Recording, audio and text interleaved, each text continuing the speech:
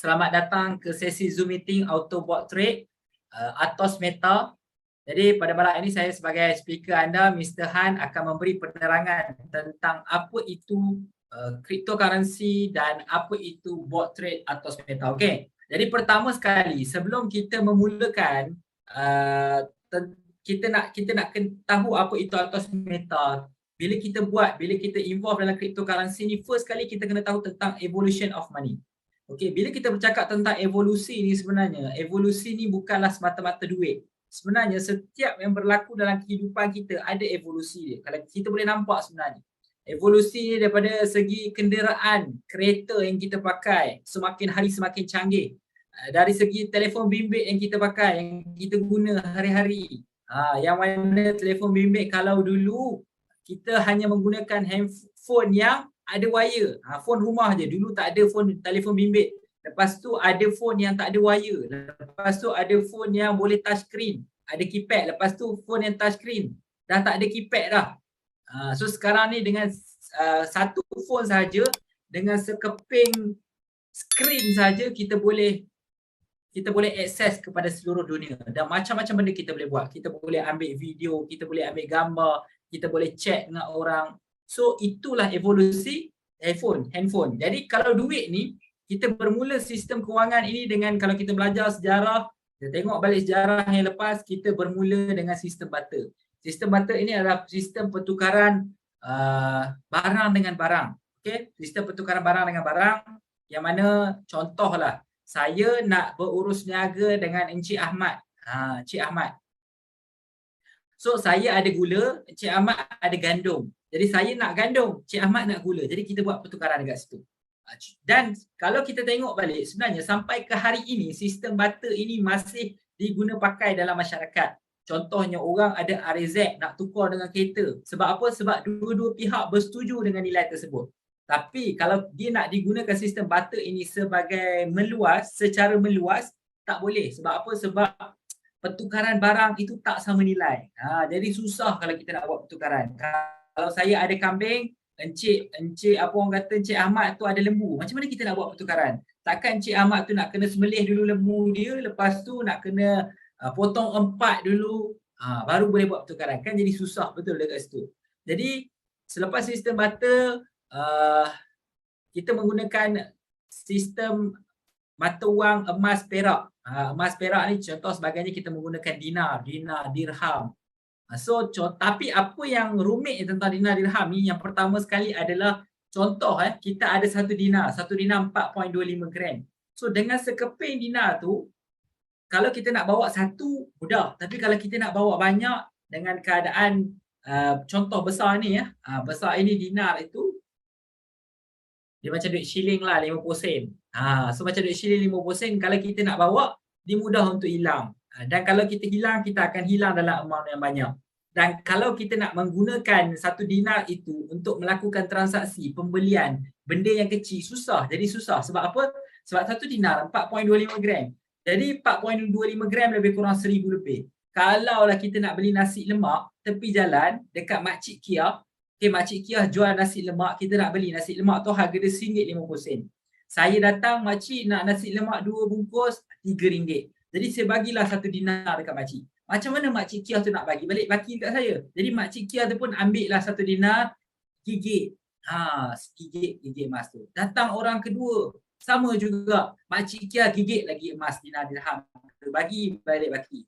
Datang orang ketiga, gigit lagi emas. Datang, kalau hari tu ada 200 orang datang beli nasi lemak dekat makcik Kia, waktu itu tercetuslah sejarah gigi emas makcik Kia. Okey? Tak ada gurau. Okey, jadi dia satu benda yang susah lah sebab nilai dia besar. Jadi beralihlah daripada metal gold ni, beralih kepada fiat money, duit kertas yang kita guna pakai sekarang. Kalau dulu duit kertas ini dicetak berdasarkan berapa reserve emas yang ada. Tapi sekarang duit kertas dicetak sesuka hati. Jadi duit kertas pun ada pro and cons dia. Ada kelebihan dan kekurangan dia. Okey, kalau kita tengok balik, duit kertas ni apa yang bagusnya? Kita menggunakan duit kertas, dia ada nilai yang kecil. Jadi kalau kita nak berurus niaga itu mudah, betul. Tapi kalau kita nak bawa dalam amount yang besar, sebagai contoh lah, kita ada kumpul duit kan, dah bekerja lama, Tiba-tiba kumpul duit nak buat rumah atas tanah. Kemudian nak keluarkan duit di bank dan nak bagi duit tu dekat kontraktor. Contohlah rumah tu bernilai 200,000. Nak pergi bank, nak keluarkan 200,000. Waktu itu kita ada kemungkinan kebarangkalian untuk apa? Untuk dirompak, untuk dicuri.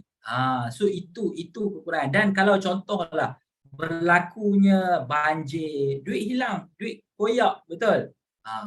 So benda-benda tu yang kekurangan dia lah.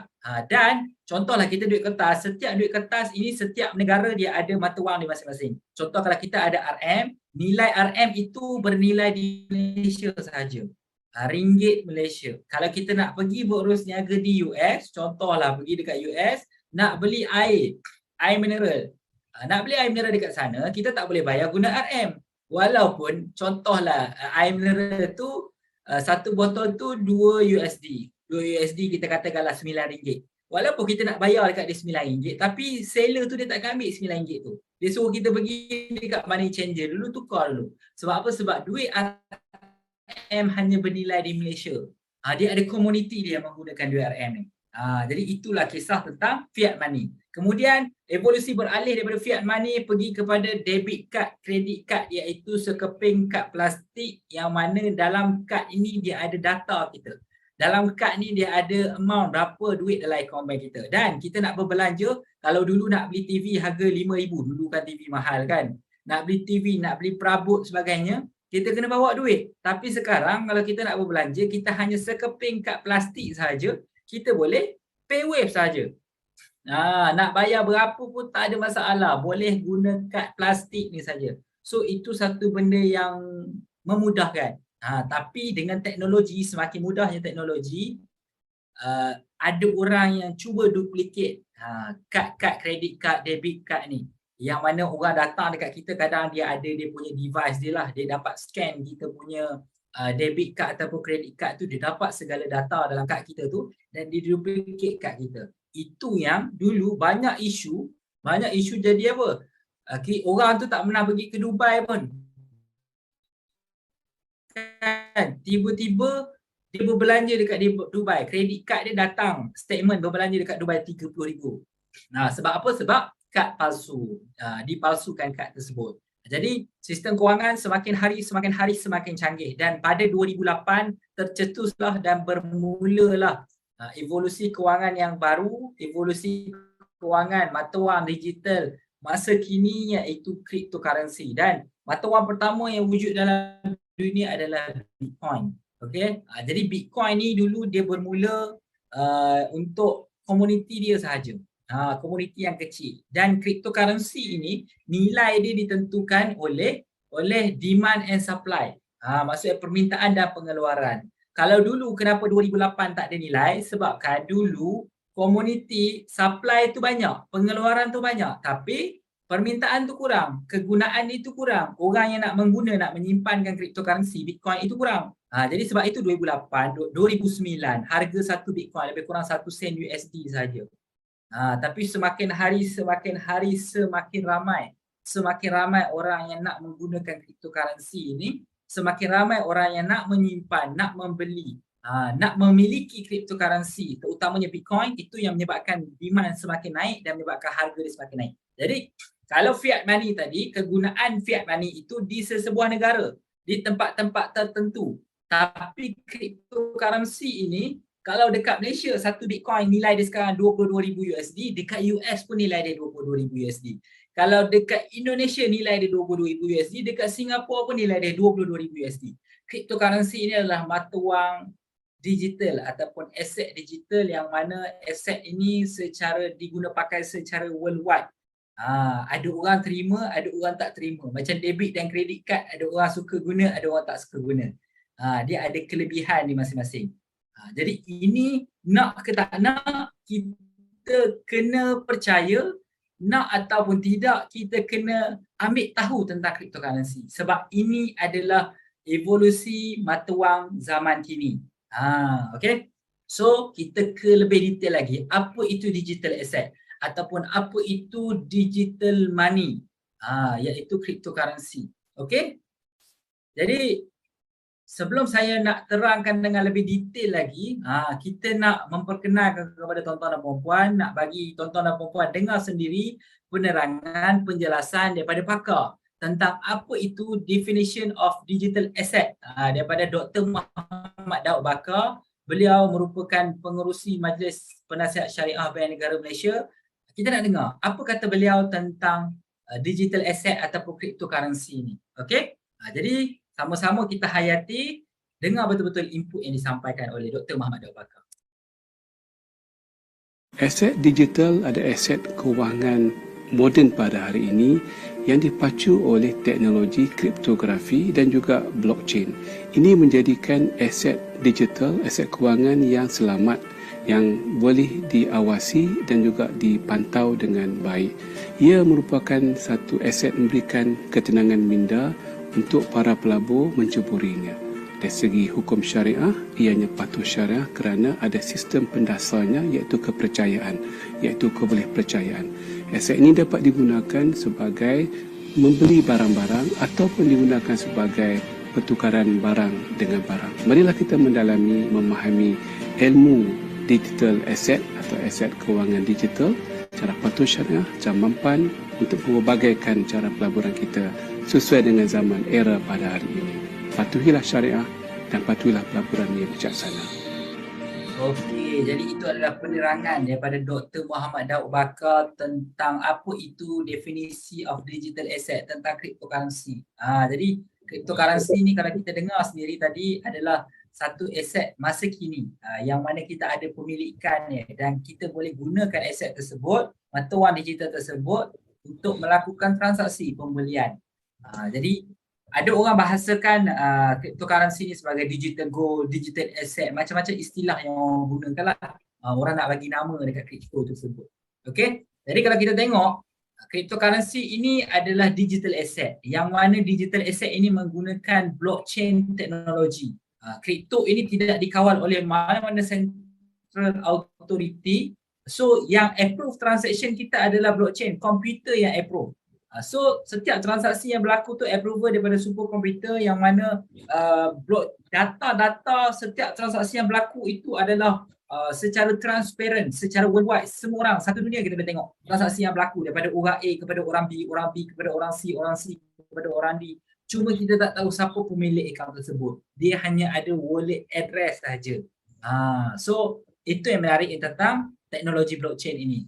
Jadi untuk cryptocurrency ini dia tidak ada physical form. Kita boleh nampak tapi kita tak boleh pegang. Sama macam sekarang ni kan, kita sekarang sebenarnya bermula COVID sebenarnya satu benda yang bagus sebenarnya. Impact daripada COVID, kita mula mengadaptasi cara transaksi menggunakan kripto. Sebab apa? Sebab sekarang ni kita menggunakan digital wallet, betul? Kita ada e-wallet, Touch and Go, ada Maybank, kita QR Pay je.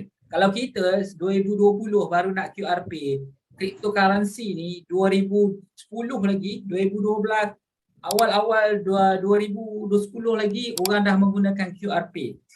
Cuma yang kita lambat, biasalah. Teknologi ini orang perlukan masa untuk fahamkan benda tu, okey? Dan cryptocurrency ni dia adalah decentralized. Itu sebab dia tidak dikawal oleh mana-mana central authority dan penggunaan dia adalah peer to peer. So itu adalah cryptocurrency. Dan kenapa kita pergi kepada cryptocurrency, kenapa kita nak memiliki, kenapa kita nak membeli, kenapa kita nak trade cryptocurrency adalah kita melihat pada harga. Orang nak membeli cryptocurrency, nak membeli sesuatu benda, bila dinamakan aset benda tersebut, kita mesti melihat kepada keuntungan, kenaikan kepada nilai dia. Jadi kalau kita tengok balik sejarah Bitcoin pada tahun 2009, satu Bitcoin bernilai 1 sen USD sahaja. Lebih kurang waktu itu mungkin dalam 3 sen RM. 3 sen RM kalau kita tengok balik sebenarnya dengan 3 sen tu apa yang kita boleh beli? Dulu mungkin boleh beli gula-gula lah kan, 3 sen 2009. Okey? Tapi satu gula-gula, dan kalau kita simpan 3 sen tersebut, kita beli Bitcoin 2009 dalam tempoh naik sampai 2014, lebih kurang dalam 5 tahun, nilai dia sudah melonjak menjadi 350 USD. Okay, 350 USD. Jadi, so satu amount yang sangat besar. Daripada 1 sen naik ke 350 USD. Kemudian 2019 naik lagi jadi 4,000 USD. 2021 naik lagi jadi 60,000 USD. Dan sekarang ni bila harga naik, sekarang ni orang yang beli pada harga murah dijual lah, ambil untung, betul. Jadi sekarang harga turun balik. Dan dijangka pada tahun 2025 harga kripto ini akan mula melonjak naik balik. Sebab apa? Sebab pada tahun 2024 akan berlakunya halving. Jadi pengeluaran Bitcoin ni adalah melalui mining. So mining ni setiap 10 minit dia ada reward lah untuk miner-miner. So pengeluaran itu melalui mining dan pengeluaran itu pada tahun 2024 akan berlaku halving. Akan berkurang secara setengah, separuh. Dia akan berkurang separuh. Jadi waktu itu supply akan berkurang secara mendadak. Dan waktu itu demand user, pengguna maintain. Okay? Demand berkurang, user maintain ataupun user bertambah, itu yang menyebabkan harga dia akan naik. Konsep dia simple, konsep dia macam telur ayam. Okey. Kenapa telur ayam makin hari makin mahal? Sebab apa? Sebab mungkin, okey, ini angka yang saya katakan. Mungkin tak betul angka ni. Contohlah, satu hari rakyat Malaysia guna telur ayam lebih kurang dalam 2 juta biji. 2 juta biji telur ayam. Itu adalah demand. Tapi supply untuk telur ayam ni adalah 1.5 juta saja. Jadi dekat situ demand kurang tapi supply kurang tapi demand tinggi. Itu menyebabkan harga naik. Apa jadi kalau supply 2 juta tapi demand 1.5 juta? Waktu itu harga telur ayam tu akan jatuh. Okey? So itulah konsep dia. Itu adalah Bitcoin. Kemudian Ethereum pula kita tengok pada tahun 2015. Okey? 2015 satu Ethereum hanya 48 sen. 2017 naik 200 USD. 2019 naik 300 USD. 2021 naik 4,000 USD. Cuba bayangkan, kalau lah kita dapat undur balik masa, Bitcoin kita dah terlepas 2009. Ethereum kita dah terlepas 2015. Kalau dapat undur balik masa, kita nak undur tak sampai 2009? Boleh tak komen di ruangan komen? Kalau kita ada pintu Doraemon, okey, kita ada mesin masa Doraemon, kita nak pergi balik tak 2009? Kita nak beli banyak-banyak tak Bitcoin? Cuba komen di ruangan komen. Siapa yang nak? Kalau diberi peluang, tak nak tak apa bang. Kalau abang tak nak, saya nak. Okey?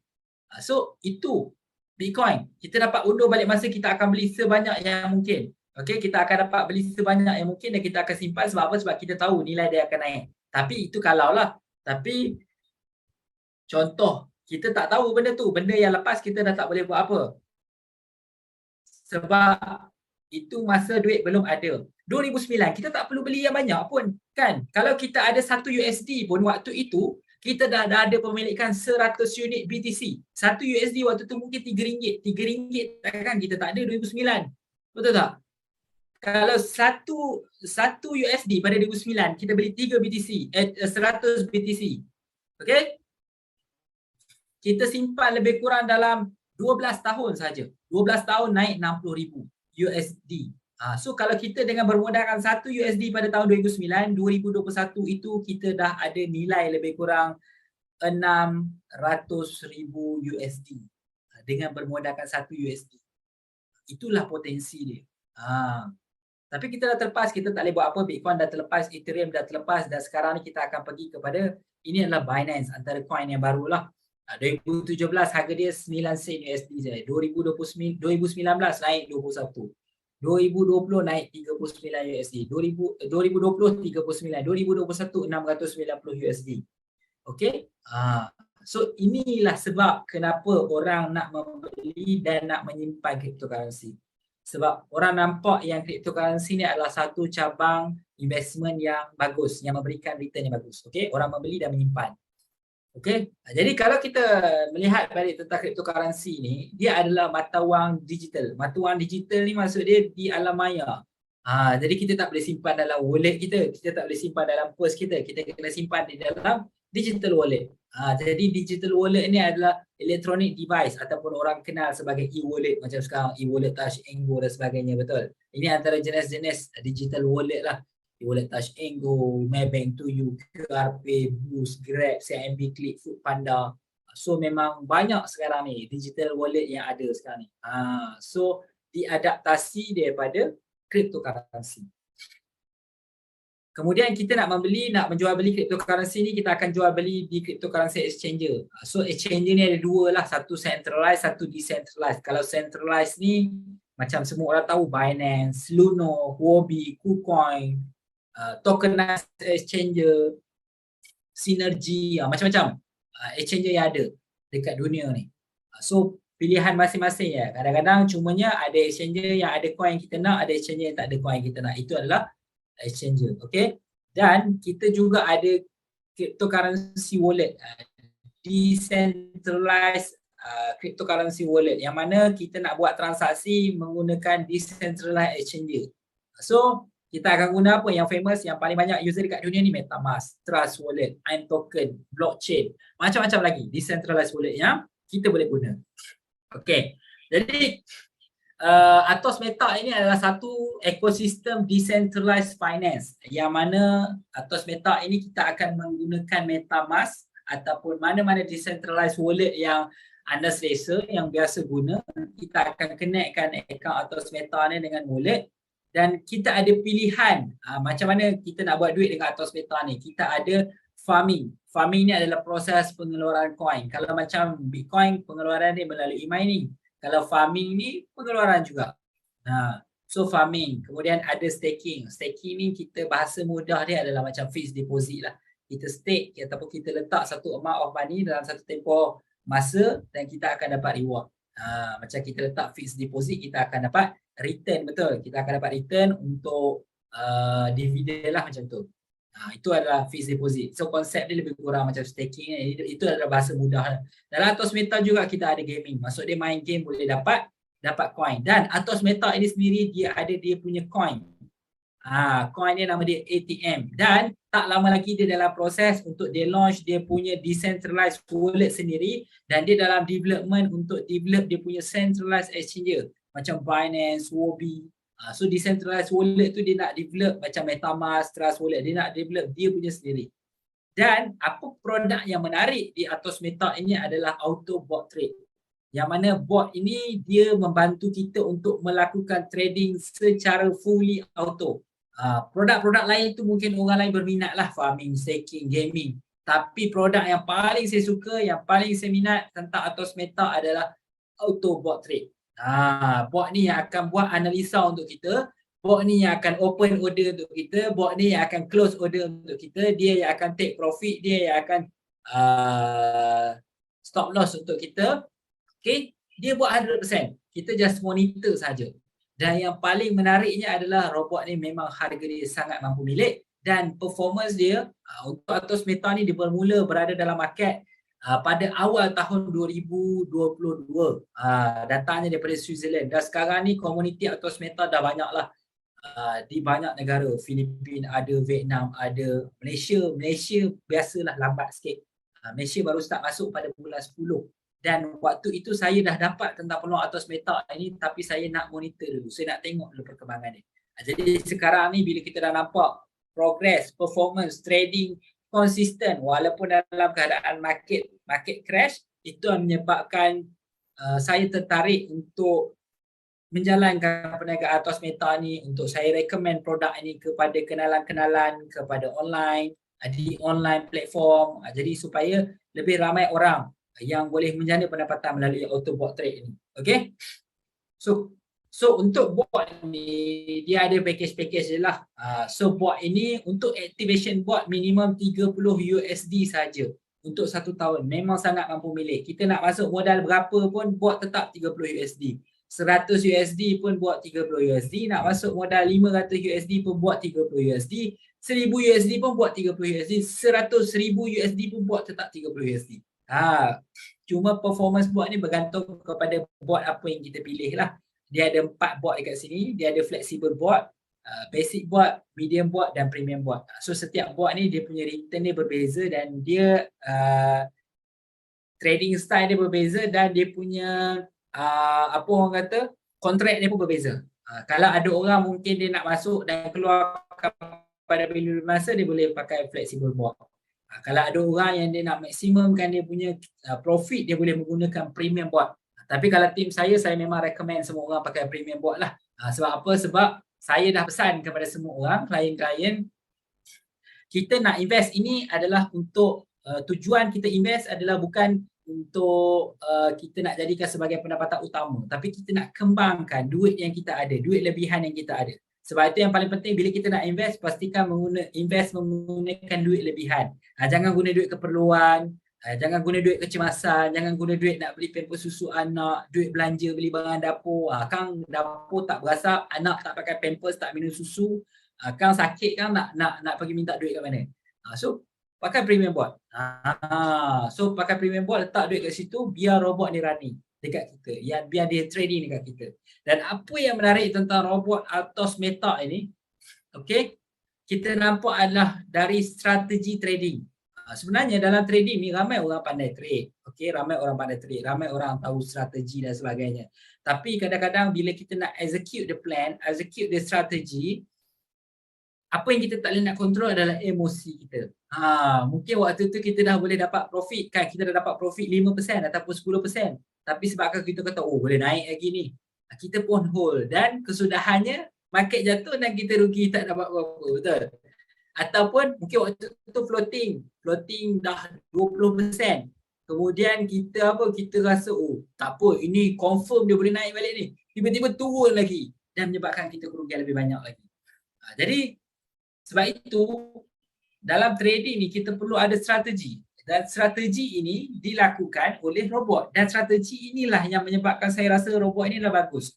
Sebab itu walaupun tahun lepas, walaupun dalam keadaan market crypto crash, market crypto drop, harga dia jatuh, banyak cryptocurrency yang nilai dia jatuh, tapi robot ini dapat memberikan trading performance yang konsisten, 15 ke 20%. Itu adalah previous punya performance lah.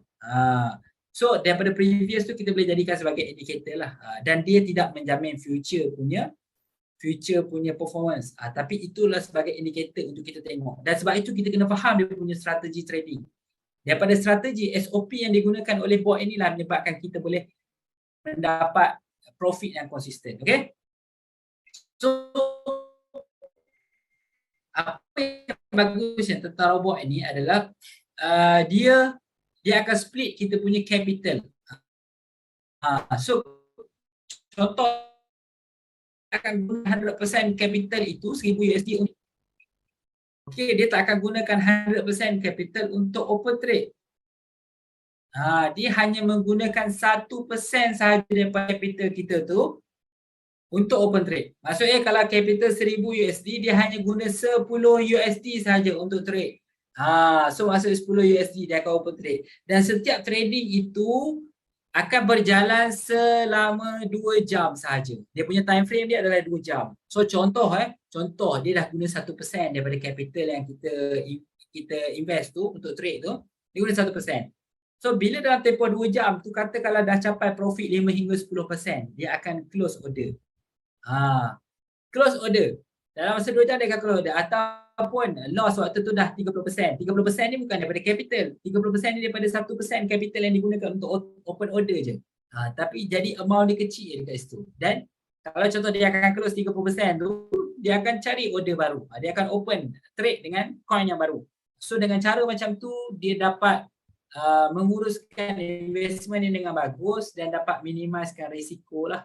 Dapat minimizekan risiko. Dan dalam tempoh 2 jam tu, katakanlah cukup je 2 jam capai profit 5 hingga 10% dia akan close, ataupun maksimum loss 30% dia akan close juga. Ataupun kurang daripada 2 jam dah capai 5 hingga 10%, dia akan tutup juga order tersebut, ataupun dah floating 30% dia akan tutup juga order tersebut. Kalau kita lah time frame 2 jam tapi baru 30 minit dah profit 5 hingga 10%. Uish, setengah jam dah naik 10% ni profit daripada 1% capital yang kita entry tadi. So kita pun, oh tak apa, hold lagi. Itulah manusia. Manusia dia lemah dengan emosi, datanglah dalam keadaan tamak dan sebagainya. Itu yang jadi performance trading tak konsisten.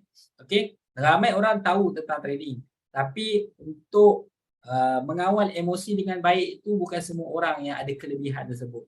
Okay, terutama dia orang yang bila dalam keadaan trading ini dijadikan sebagai sumber pendapatan yang utama. Dia kata, okey, duit trading ni aku nak guna beli pampers susu anak. Waktu itulah lagi gila dia tekan. Lagi masuk modal gila-gila lagi waktu tu. Dan dengan keadaan macam itulah boleh menyebabkan lebih banyak kerugian yang akan ditanggung. Sebab tu dalam trading ni, itu adalah strategi yang paling penting. SOP tu kena ada. Okay, dan contoh dah cukup 2 jam tapi tak capai 5 hingga 10%, dia akan tutup juga. Ataupun tak sampai floating 30%, loss, dia akan tutup juga. Sebab apa? Sebab kita nak minimizekan risiko. Sebab market ni boleh reverse bila-bila masa. Sebab market ni bukan kita kontrol, kita tak menggerakkan market pun. Dengan capital kita 100 USD, 1000 USD, tak boleh menggerakkan market pun. Dia basic amount yang besar-besar punya. Jerung-jerung orang panggil, okay? So, ini adalah SOP trading. Jadi dengan SOP trading membuatkan saya rasa ini adalah satu produk trading yang konsisten. Dan saya tengok juga previous punya performance, okay?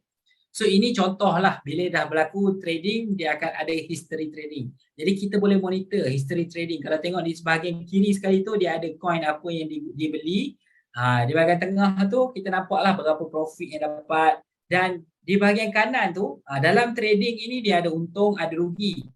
Jadi daripada trading yang dilakukan tu ada yang untung, ada yang rugi. Jadi contoh macam satu hari biasanya ada dalam 19-20 order yang dilakukan oleh robot ini. Dan apa yang menariknya adalah robot ini dia lebih banyak untung daripada rugi.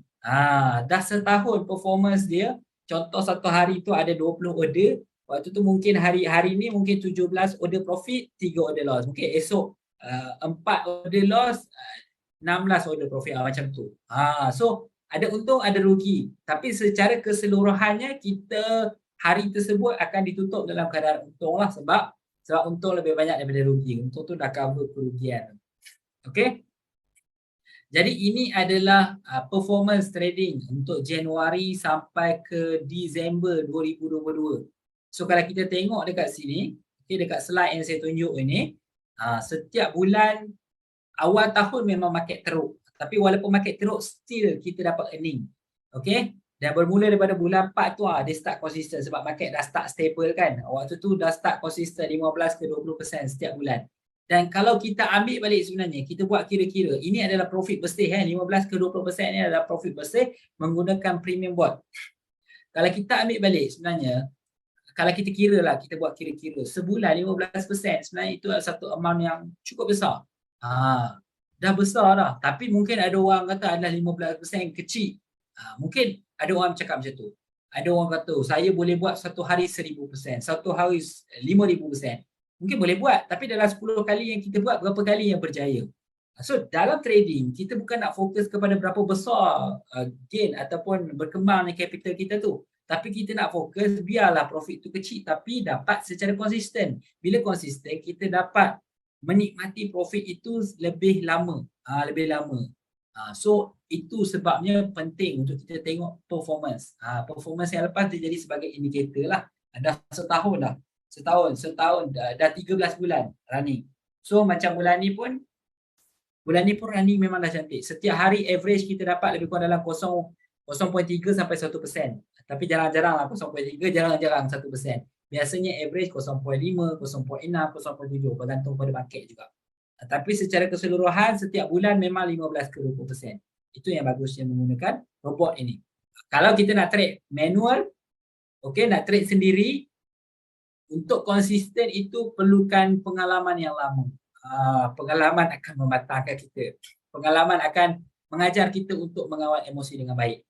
Tapi kita guna robot, semua robot buat fully auto.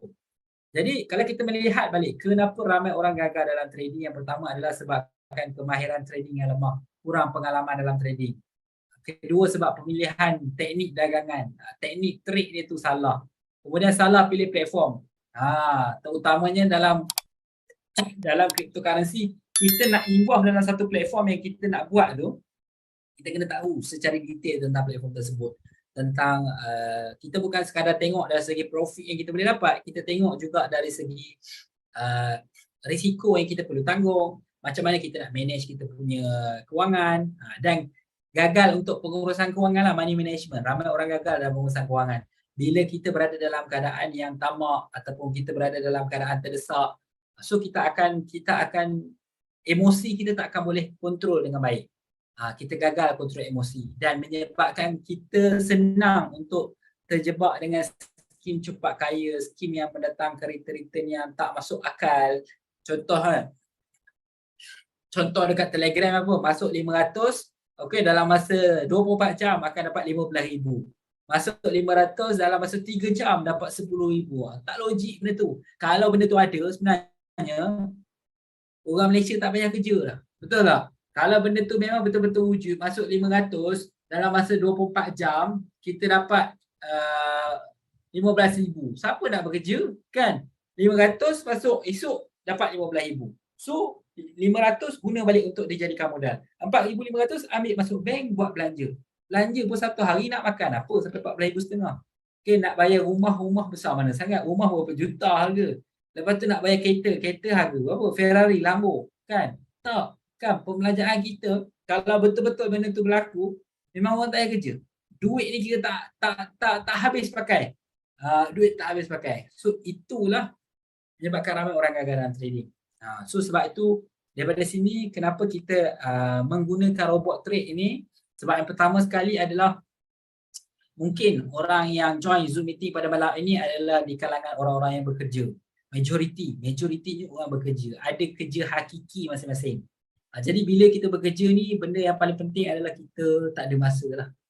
Tak ada masa untuk analisis market, tak ada masa untuk monitor market. Jadi kalau kita guna robot, kita tak perlu nak analisa market, kita tak perlu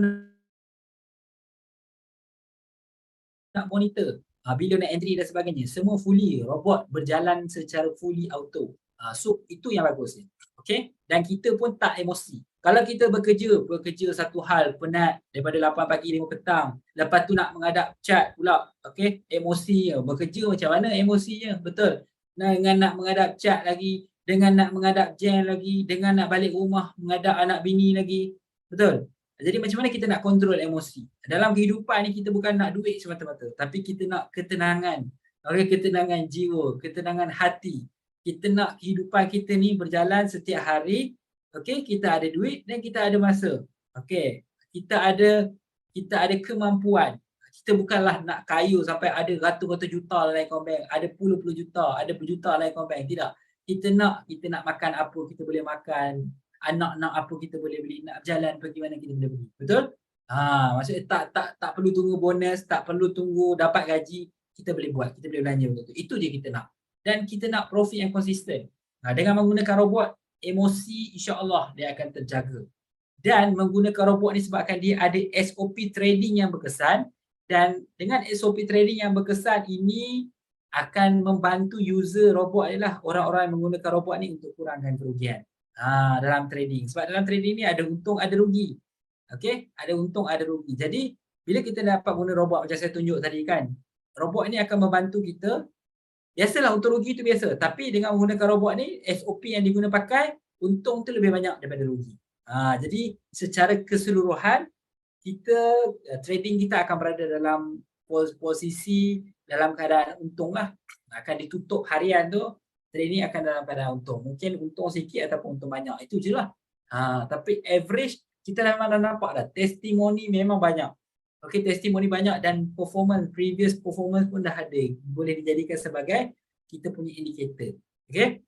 Dan apa yang bagusnya, kenapa saya recommend untuk menggunakan robot AI ni, sebabkan robot Atos Meta ni dia punya fee dia setahun hanya $30 saja. Jadi dia satu fee yang sangat mampu milik. Sangat-sangat mampu milik. Yang mana robot ni akan berjalan secara fully auto. So itulah sangatnya bagus kenapa kita menggunakan robot trade. Okey. Jadi ini Assalamualaikum, semangat Atos Meta. Okey, jadi ini saya nak kongsikan tentang saya buat video live. Okey, live video saya buat untuk menunjukkan yang mana kita nak withdraw profit. Bila kita dapat trading, yang mana paling penting adalah kita bukan sekadar nak tahu berapa earning yang kita boleh dapat. Kita bukan sekadar nak tahu apa risiko yang kita perlu tolerate, okey, tapi kita nak tahu dari segi pencairan, pengeluaran, profit, withdrawal macam mana. Jadi yang bagusnya adalah Atos Meta ini dia memang sistem cryptocurrency, dia ada ekosistem. Macam saya cakap tadi, dia bukan sekadar buat trade semata-mata. Maksudnya dia memang nak develop satu ekosistem yang bagus. Dia dah ada farming, dia ada coin dia sendiri, dia ada staking, dia ada gaming. Kalau dia tak serius, mungkin produk ni hanyalah trading semata-mata atau buat trade semata-mata. tapi dia memang serius untuk develop. Dia nak kumpul dia punya community dia sendiri, dia nak menaikkan value coin dia sendiri. Dan selepas ini macam saya cakap tadi, next punya planning adalah dia akan buat dia punya decentralized wallet, dia akan buat centralized wallet, centralized exchanger dekat situ. Jadi dengan community yang dah ada ni akan mengguna lagi platform-platform dia. Jadi dia bukan sekadar nak buat apa yang saya nampak, daripada apa yang saya nampak, dia bukan sekadar buat untuk buat hit and run. Dia ada misi, ada visi yang dia nak buat. So dalam keadaan dia running dah setahun lebih ni, kita ambil peluang ini dengan performance yang konsisten ni, kita ambil peluang untuk kita menjana pendapatan. Okay. So boleh tengok video yang saya akan kongsikan ni. Assalamualaikum, semangat atas meta. Okey, jadi hari ni sekarang saya nak tunjuk tentang testimoni withdrawal. Okey, saya nak buat demo withdrawal, macam mana nak withdrawal daripada atas meta pergi ke MetaMask, kita transfer kepada account exchange dan kita withdraw ke dalam account bank. Okey. Okey, jadi untuk account ni investment amount dia adalah 44,000 USD. So sekarang total profit dah dapat 4,900 lebih, hampir 5,000 USD. Account ni baru running selama 3 minggu. Okay, so kita nak buat demo untuk withdrawal. First, apa yang kita kena buat adalah daripada atas meta ini. Okay, so sekarang kita ada 1,856 BUSD. So kita akan withdraw ke MetaMask. So kita withdraw maximum amount. So kita akan withdraw. Okay, so dah successful. So amount ni dia akan masuk ke dalam MetaMask nantilah. So kalau tengok sekarang BUSD ada kosong. So kejap lagi dia akan masuk ke dalam MetaMask punya wallet. Okay, so sekarang BUSD yang kita withdraw tadi dah masuk ke dalam MetaMask. So apa yang kita nak buat adalah kita nak withdraw daripada MetaMask ini pergi ke Binance. So kita akan send BUSD ni. So dah ada save dekat sini, wallet address. So kita klik next. Kita use max. Okay. Dan kita sudah ada amount, kita send.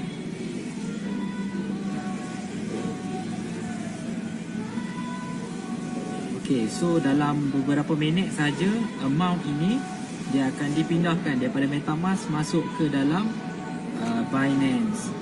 Okay, so amount dah masuk 1839 ni. So kita kena convert dulu BUSD ni menjadi USDT.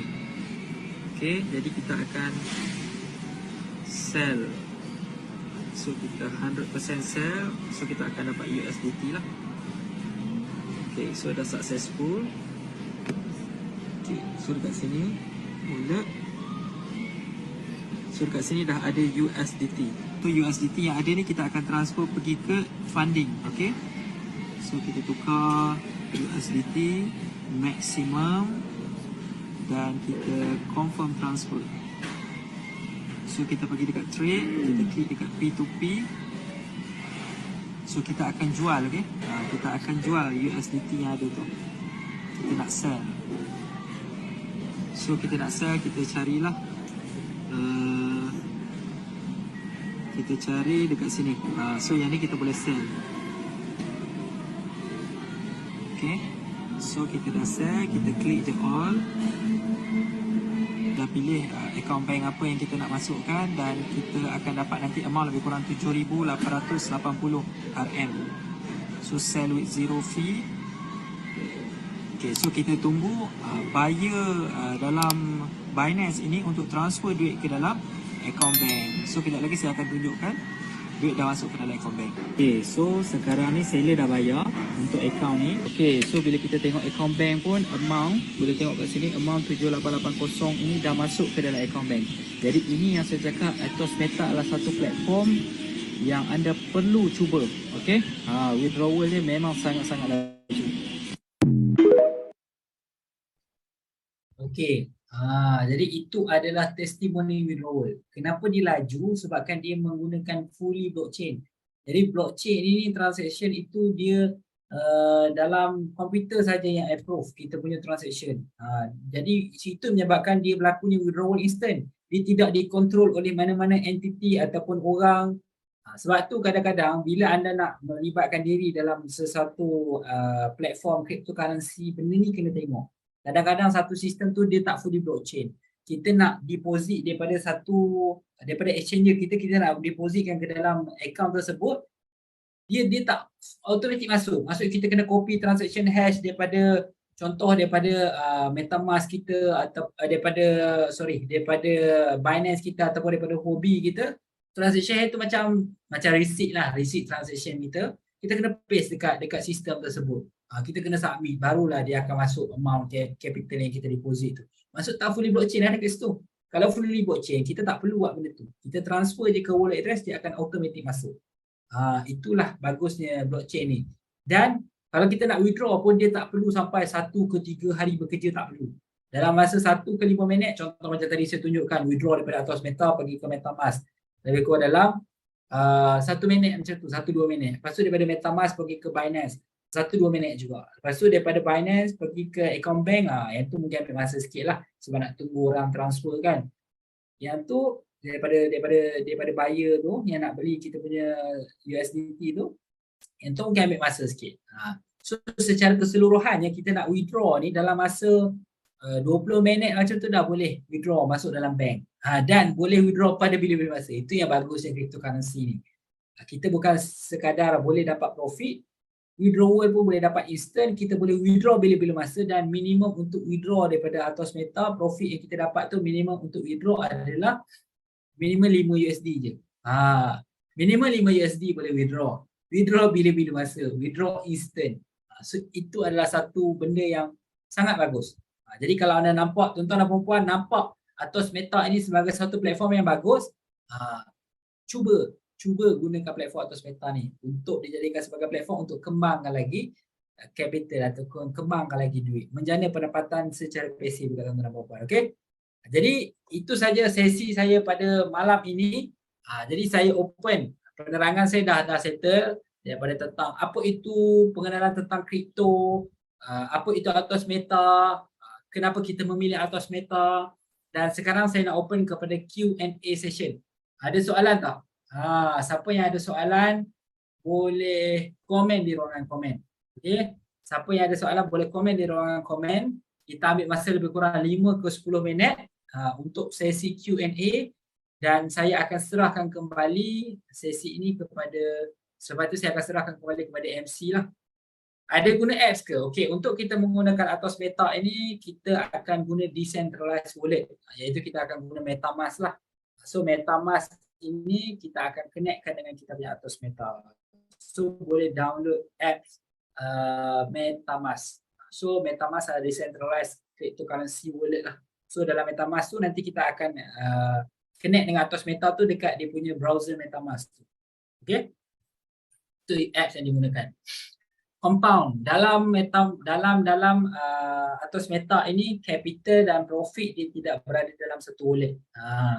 So capital dalam wallet yang lain, dalam account yang lain, dan profit dia masukkan ke dalam wallet yang lain lah. So dekat situ kalau kita nak compound ni maksudnya kita nak reinvest, betul. So untuk reinvest, kita nak masukkan balik profit yang kita dapat tu, minimum untuk masuk balik adalah 100 USD, dan setiap kali kita nak deposit ke, kita nak compound ke, kita nak top up ke, kita akan menggunakan bot baru dengan kontrak yang baru. Macam tadi kan kalau kita pilih premium bot, dia ada kontrak 1 tahun kan. So kita akan masuk capital baru dengan bot baru dengan kontrak yang baru. So ada orang tanya, okey, tak ada orang tanya tapi saya nak bagi tahu. Contoh kita pilih premium bot dalam tempoh 1 tahun. So 1 tahun tu premium bot, kalau boleh tak kalau kita nak withdraw capital pada bulan ke-7, contoh kita nak withdraw capital pada bulan ke-7, ataupun kita baru sebulan kita nak withdraw kita punya capital, boleh. Capital kita boleh di withdraw pada bila-bila masa, asalkan itu account kita lah. Jadi withdrawal tu kalau kita nak breach the contract, kita nak langgar kontrak, kita akan kena penalty 10%, dan berapa amount yang kita akan dah dapat tu dia akan tolak lah. So kita akan dapat betul-betul capital kita tu 90% daripada capital kita saja amount. Sama macam Royal Q lah ni. Ya. Dia berbeza. Royal Q dia adalah semi auto. Maksudnya kita kena buat pemilihan kita kena buat pemilihan coin apa kita nak entry, berapa capital ataupun berapa margin yang kita nak masuk untuk trading coin tersebut. Tapi untuk yang ni dia fully auto, dia running fully auto. Pertama sekali dia fully auto, decentralized finance dan dia punya bot dia murah lah. Bot dia murah.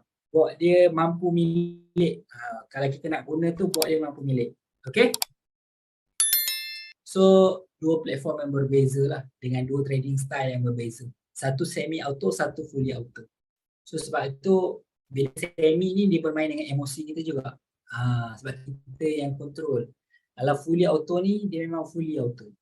Bot tu sendiri yang running semua. Kita just monitor saja dia punya performance trading, dia punya profit berapa yang kita dapat semua. Okay?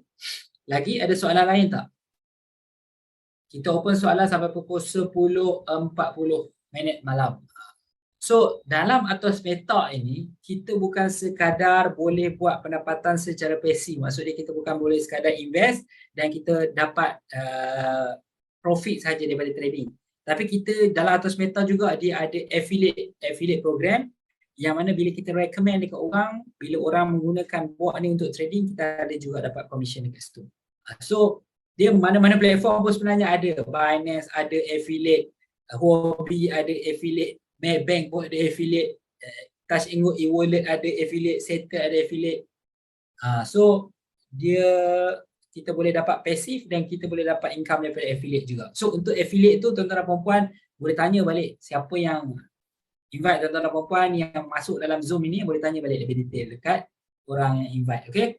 Modal kena hold berapa lama? Okay, modal ni dia ikut kepada kontrak bot yang kita nak pilih. Kalau flexible bot tak ada hold modal berapa lama. Bila-bila masa boleh withdraw.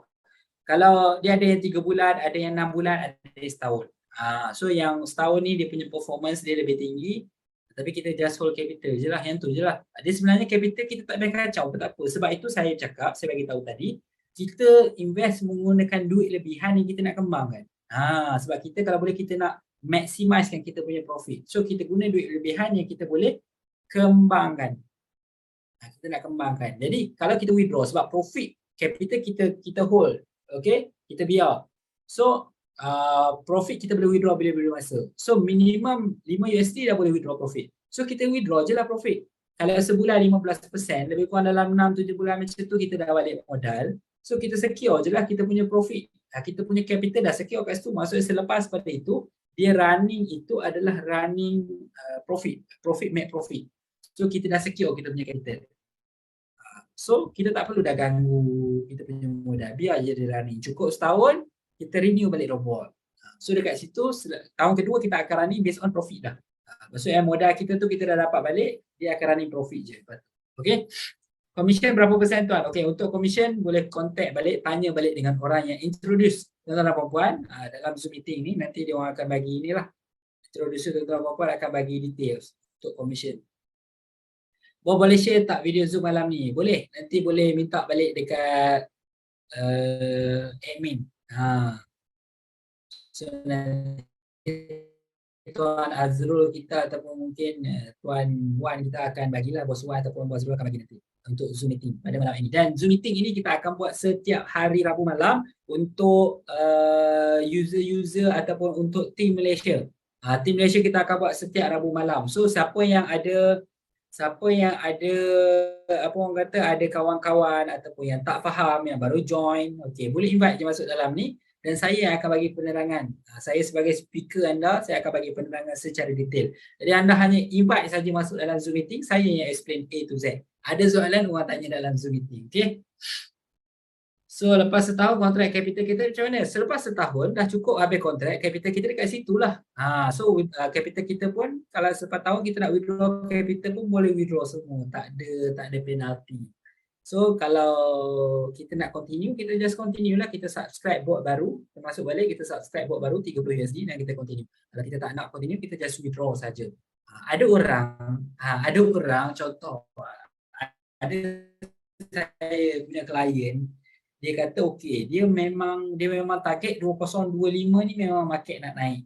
Okay, market kripto nak naik. Tapi sekarang baru 2023. Dia memang ada satu amount duit yang dia nak keluarkan daripada simpanan dia, contoh 1000 USD, dia nak keluarkan untuk dia beli coin. Tapi kalau dia sekadar beli coin, market kripto ni mungkin dia akan jatuh lagi, betul? Jadi, dan kalau dia beli pun, dia hanya menggunakan 1000 USD.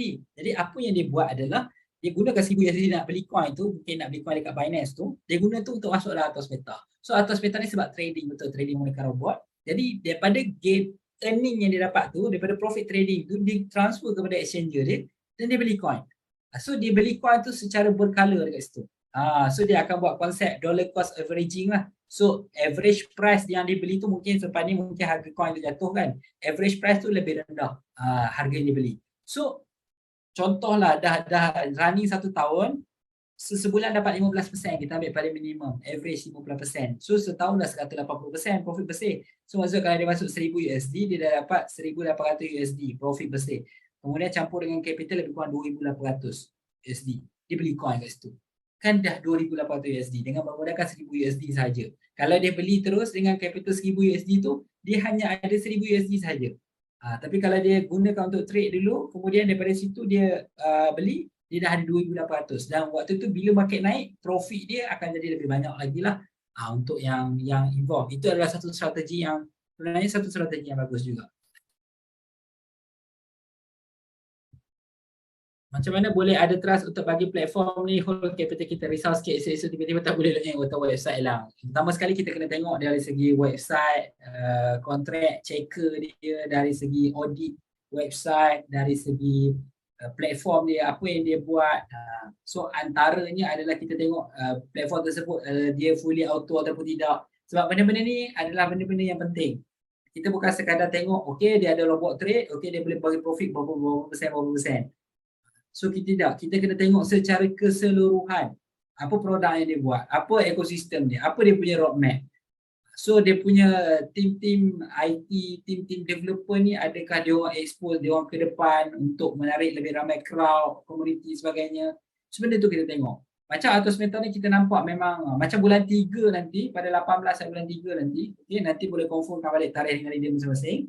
18 bulan 3 nanti Chief Marketing Officer untuk Atos Meta akan datang ke Malaysia untuk buat event di Atos di Malaysia, di Putrajaya, untuk berjumpa dengan tim-tim di Malaysia. So kalau tuan-tuan dan puan nak dapatkan tiket ataupun nak dapatkan akses untuk masuk ke dalam event tersebut, nanti boleh tanya dengan leader-leader masing-masing apakah syarat-syarat yang untuk masuk lah. Nanti kita akan keluarkan satu poster apa syarat-syarat untuk tuan-tuan dan puan masuk ke dalam event tersebut untuk berjumpa sendiri dengan Chief Marketing Officer Atos Meta. So banyak dah event di negara-negara. Hari tu bulan 12 kot dia buat di Bangkok, lepas tu ada buat di Vietnam. So banyak tempat yang dia dah buat. So untuk bulan 3 ni program akan berjalan di Malaysia pula untuk tour Atos Meta. So kita nampak dengan produk yang dia buat ni, kita nampak dia ada hala tuju ke mana dia nak pergi. Sebab tu yang paling penting adalah pertama sekali bila kita nak invest, gunakan duit lebihan. Jangan guna duit kecemasan, jangan guna duit beli paper sesuatu. Kemudian yang kedua adalah benda yang paling penting dalam investment adalah kita nak secure kita punya capital. Macam capital kita masuk betul, tapi profit kita boleh withdraw. So selagi mana kita tak balik modal, kita withdraw lah profit tu sampai kalau kita balik modal. So bila dah balik modal, maksudnya kita nak biar running pun biarlah running sampai bila-bila pun. So itu pilihan atas kita lah. Okay. Untuk transaction jual beli mana lebih untung dalam BUSD atau USDT? Okay. Kalau peer to peer, P2P dekat exchange kita akan more fokus kepada USDT lah sebab demand and supply USDT tu lebih ramai. Seller buyer dekat exchange tu lebih ramai untuk USDT. Tapi untuk kita menggunakan Atos Meta sebab dia menggunakan ekosistem Binance, dia menggunakan network Binance dan sebagainya, kita akan guna trading guna BUSD lah. Cuma nanti sebelum jual tu, sebelum masa nak jual, nak convertkan USD menjadi cash tu, kena convert dulu, trade dulu jadi USDT, kemudian barulah kita sell P2P, peer to peer. Okay. Kalau nak sell BUSD pun boleh juga, cuma rate dia tu mungkin kita dapat amount yang kurang lah daripada sepatutnya daripada USDT. So sebab tu kita sarankan untuk USDT. Sebab rate ni dia fluctuate, naik turun. Dia tak ada fixed rate sebab harga ni mata wang ataupun tak kisahlah emas ke saham ke, dia memang ada naik turun. Dia tak ada maintain sepanjang masa. Okay, sebab itulah dalam trading dia ada untung, ada rugi. Dan kita yang perlu bijak untuk manage. Robot ni dah minimizekan kita punya risk dengan SOP trading yang dilakukan, dan kita secara personal kita boleh minimizekan risk lagi. Dengan cara kita withdraw capital, withdraw setiap kali profit kita withdraw, sampai kita balik modal dan sebagainya. Itu adalah strategi masing-masing lah yang boleh apply. Setiap orang berbeza cara dan berbeza dia punya matlamat dia. So atas masing-masing kat situ. Ada proof of evidence 15% per month return is too high. Ada proof evidence banyak sebenarnya. Tuan boleh minta balik, boleh contact balik dengan introducer, minta balik proof of evidence ni. Memang siapa yang start, contoh orang Malaysia banyak start daripada bulan 10 kan. Siapa yang start pada bulan 10, ada yang dah balik modal pun. Yang sebelum ni ada yang dah balik modal. Memang kita boleh tengok transaksi. Macam tadi trading kan, kita boleh tengok transaksi. Yesterday berapa kita dapat, last week berapa kita dapat, last month berapa kita dapat, last year berapa kita dapat, custom date berapa, kita boleh check dekat situ. Dekat account kita semua boleh check. So tuan boleh minta balik proof of evidence, dapat 15% sebulan tu dengan introducer, orang yang invite tuan untuk masuk dalam Zoom meeting ini. So sebenarnya dalam cryptocurrency 50% per month itu logik, logik 15% per month. Ada orang buat sebenarnya amount percentage yang lebih tinggi, tapi lebih tinggi percentage, risiko dia lebih tinggi lah dekat situ. Tapi sebenarnya dengan 15% ni logik, dengan SOP yang digunakan, dengan trading strategi yang digunakan, memang achievable. So yang paling penting adalah pengawalan emosi saja. Sebab tu dengan SOP ni tak mustahil untuk kita dapat 15 ke 20%. Dan profit kita tu bergantung kepada keadaan market. Ada market kadang dia memberi return kat kita tinggi lah, peluang untuk kita dapat profit tu lebih tinggi. Sebab tu macam tadi saya tunjuk, ada bulan yang dapat 20%, ada yang 21%, ada yang 18%, 17%, 15%. So bergantung kepada market. Tapi dengan SOP ini kita dapat minimizekan risk dan kita dapat menjana profit yang lebih konsisten. Okay?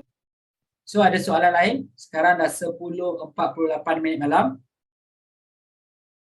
Okey, kalau tak ada soalan, terima kasih kepada semua yang join sesi pada malam ini, yang luangkan masa untuk sesi pada malam ini, sesi Zoom meeting bersama dengan saya, speaker anda Mr. Han. Saya doakan anda semua berjaya dunia akhirat, diberikan kesihatan yang baik, diberikan kemudahan, sentiasa bersemangat untuk mencapai matlamat dalam kehidupan anda.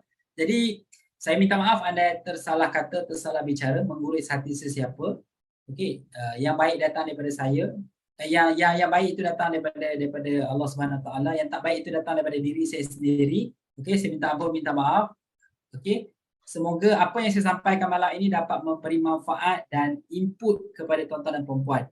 Jadi saya serahkan kembali kepada MC kita untuk sesi perkongsian, sharing daripada orang yang dah ada pengalaman menggunakan robot ini. Jadi tuan-tuan dan puan-puan boleh stay untuk mendengar sendiri sharing daripada orang-orang yang dah lama menggunakan robot ini. Jadi itu sahaja daripada saya serahkan kembali kepada Cikgu Yasin. Terima kasih. Assalamualaikum dan semangat malam.